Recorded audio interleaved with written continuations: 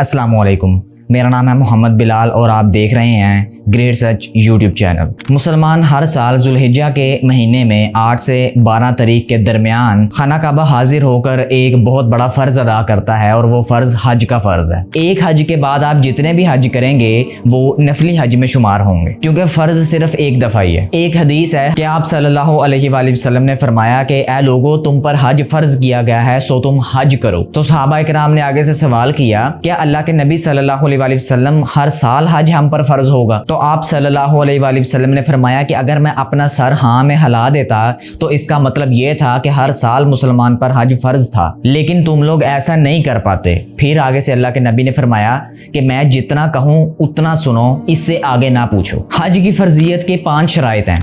पहली शर्त यह है कि हज करने के लिए इंसान का मुसलमान होना ज़रूरी है। दूसरी शर्त, मुसलमान के लिए अक्लमंद होना मतलब समझदार होना ज़रूरी है। किसी मजनू या पागल के ऊपर हज फ़र्ज नहीं है। और तीसरी शर्त आज़ादी है, मतलब जो ग़ुलाम हैं या जो बंदी कर लिए जाते हैं लोग, उनके ऊपर हज फ़र्ज नहीं, आज़ाद लोगों के ऊपर हज फ़र्ज है। चौथी शर्त, मुसलमान का बालिग होना है, नाबालिग बच्चे पर हज फ़र्ज नहीं। और 5वीं शर्त, हज के लिए इस्तिताअत होना लाजमी है। इस्तिताअत का मतलब ये है कि माली और जानी लिहाज से इंसान के पास इतनी कुव्वत और ताकत हो कि वो हज का फर्ज अदा कर सके। मतलब अगर कोई इंसान माल की वजह से अपनी सारी जिंदगी हज नहीं कर सका तो उसका कोई भी गुनाह उसके सर पर नहीं होगा। मेरे दोस्तों, आज की इस वीडियो में मैं आपको हज की अहमियत नहीं बताने आया, मैं आपको जो 2024 के अंदर हज के दौरान जो कुछ हुआ है उसकी हकीकत खोलने के लिए आया। हिज्जतुल विदा के मौके पर अल्लाह के नबी सल्लल्लाहु अलैहि वसल्लम ने जब खुतबा दिया तो उसमें से एक पॉइंट ये भी था कि ऐ लोगों, आज ज़माने जाहलियत के जितने भी दस्तूर, जितने भी कानून थे, आज सारे मेरे पाँव के नीचे हैं। और आगे फरमाया कि किसी अरबी को किसी अजमी पर और किसी अजमी को किसी अरबी पर और किसी सुर्ख को स्याह पर और किसी स्याह को सुर्ख पर कोई फोकियत हासिल नहीं मगर जो तकवे वाले हैं। लेकिन इसका फैसला तो अल्लाह ताला कल क़यामत वाले दिन ही करेगा कि किस इंसान के अंदर कितना तकवा है। मेरे हम अज़ीज़ दोस्तों, रसूलुल्लाह सल्लल्लाहु अलैहि वसल्लम के ज़ुबान अक़दस से ये निकले हुए ये अल्फाज और दूसरी तरफ 2024 का हज बिल्कुल इस कॉल के इन अल्फाजों के उलट दिखाई दिया। सारी दुनिया इस वक्त सऊदी अरब को क्रिटिसाइज़ कर रही है, इसको बुरा भला कह रही है कि इन्होंने हाजियों के लिए सही तरीके से इंतज़ाम नहीं किया और के लिए इंतजाम किया उनको बहुत ही अपने सर के ऊपर चढ़ा के रखा। सिर्फ वजह यह थी कि उन्होंने मोटी मोटी रकमें सऊदी अरब हुकूमत को दी थी। आगे चलिए मैं आपको जरा समझाने की कोशिश करता हूँ। पिछले हफ्ते पूरे सऊदी अरब में शदीद जो गर्मी की लहरें हैं वो देखने में आई, लेकिन सिर्फ सऊदी अरब ही नहीं, पूरी दुनिया ही इस लपेट में है, जिन्हें हीट स्ट्रोक्स कहा जाता है। पाकिस्तान में, इंडिया में और बाकी मुमालिक में अगर देखा जाए तो गर्मी शदीद से शदीद तर है, लेकिन सऊदी अरब में ज़्यादा रेतले इलाके होने की वजह से वहाँ पर टेम्परेचर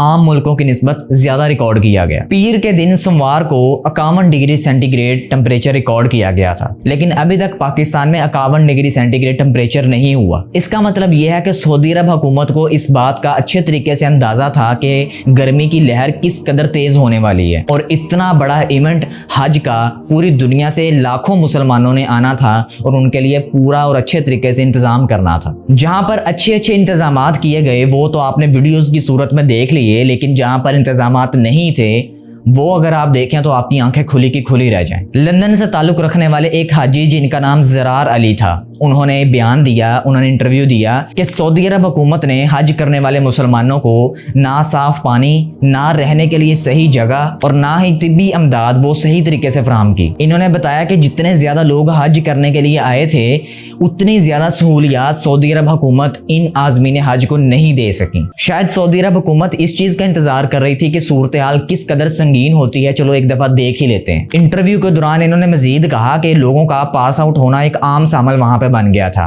और जब मैं लोगों को तकलीफ में देखता था तो मेरा अपना ध्यान लोगों की तकलीफ के ऊपर ज्यादा और हज की तरफ कम था। आपने ये तो देख लिया कि बहुत सारे हाजियों के लिए ऊपर शावर का इंतजाम था और पैदल चलने की बजाय उनको वीआईपी प्रोटोकॉल दिया गया, बसेस दी गई और वीआईपी ट्रांसपोर्ट उन तक पहुंचाई गई। लेकिन जो 1300 के करीब फौत हो चुके हैं वहां पर, उनका क्या कसूर था? उनका कसूर पूरी दुनिया का मीडिया सिर्फ यही बता रहा है कि इनमें से जो आधे अफराद थे वो गैर कानूनी तौर पर हज कर रहे थे। सवाल यहाँ पर यह पैदा होता है कि अगर वो गैर कानूनी तौर पर आ भी गए थे तो उनको बेहतर ट्रांसपोर्ट क्यों नहीं दी गई, उनको वीआईपी प्रोटोकॉल क्यों नहीं दिया गया, हालांकि उनके पास पैसे भी मौजूद थे, सिर्फ इस वजह से कि उनके पास लाइसेंस नहीं थे। क्या मस्जिद में इबादत करने के लिए या हज का फरीज़ा अदा करने के लिए हमें किसी गवर्नमेंट की इजाज़त की ज़रूरत है? इसका जवाब है बिल्कुल भी नहीं। इसकी वजह यह है कि खाना काबा किसी की भी मलकियत नहीं है, ताकि सऊदी अरब की भी नहीं।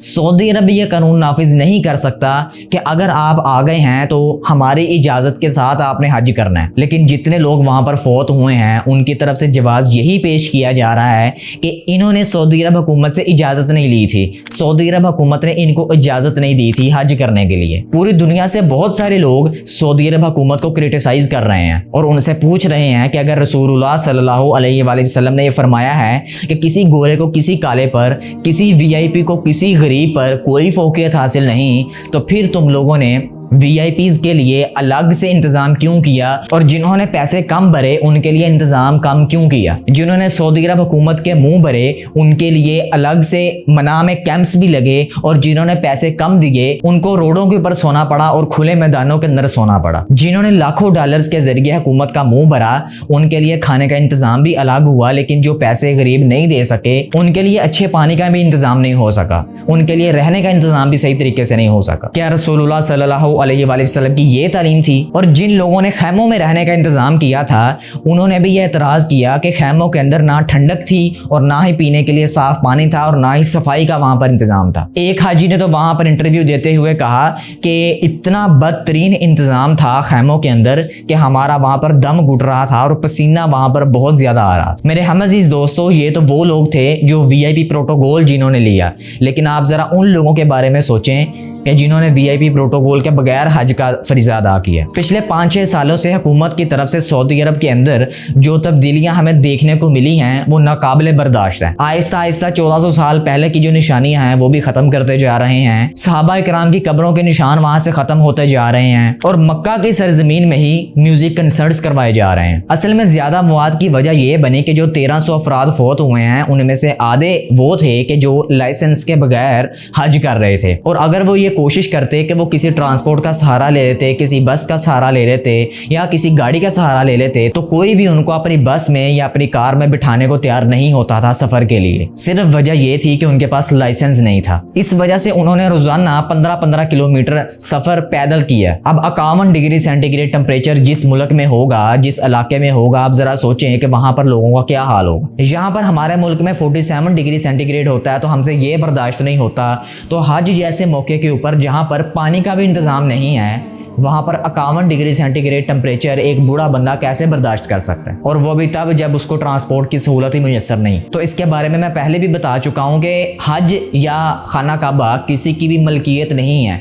अगर कोई गैर कानूनी तौर पर वहां पर आ भी जाता है तो उसको मुकम्मल सहूलत मुयसर होनी चाहिए ताकि वो हज के सही तरीके से फरीज़े अंजाम दे सके। अब मिस्र की हुकूमत ने यह किया है कि 19 से 20 एजेंट्स के खिलाफ कार्रवाई की है जिनके जरिए गैर कानूनी तौर पर यह 650 अफराद सऊदी अरब में पहुंचे थे। मिस्र के 650 लोग थे, इंडोनेशिया के तकरीबन 200 लोग थे, इंडिया के तकरीबन 98 लोगों का सुनने में आ रहा है, पाकिस्तान, उर्दन, मलेशिया, शाम, लुबनान वगैरह के लोग भी अमवात के अंदर शामिल हैं, लेकिन वो कम तादाद में। अमेरिका का भी सुनने में आ रहा है कि बहुत सारे अमेरिकी शहरी भी इनके अंदर फौत हुए हैं। उनकी मैयत को ढूंढने के लिए उनकी तस्वीरें या उनकी पोस्ट वगैरह सोशल मीडिया के ऊपर लगा रहे हैं। मेरे हम अजीज दोस्तों, बताना सिर्फ ये चाह रहा हूँ कि 1.8 मिलियन जो लोग थे जो हज करने के लिए इस साल गए थे, उनमें से आधे लोगों को अगर पैसों की बुनियाद पर वीआईपी प्रोटोकॉल मिला और पैसे ना होने की वजह से आधे लोगों को वीआईपी प्रोटोकॉल नहीं मिल सका, तो क्या कसूर है इनका? क्या रसूलुल्लाह सल्लल्लाहु अलैहि वसल्लम ने ये तालीम दी थी? असल में हज का फर्ज इसीलिए अल्लाह ताला ने हर मुसलमान पर फर्ज किया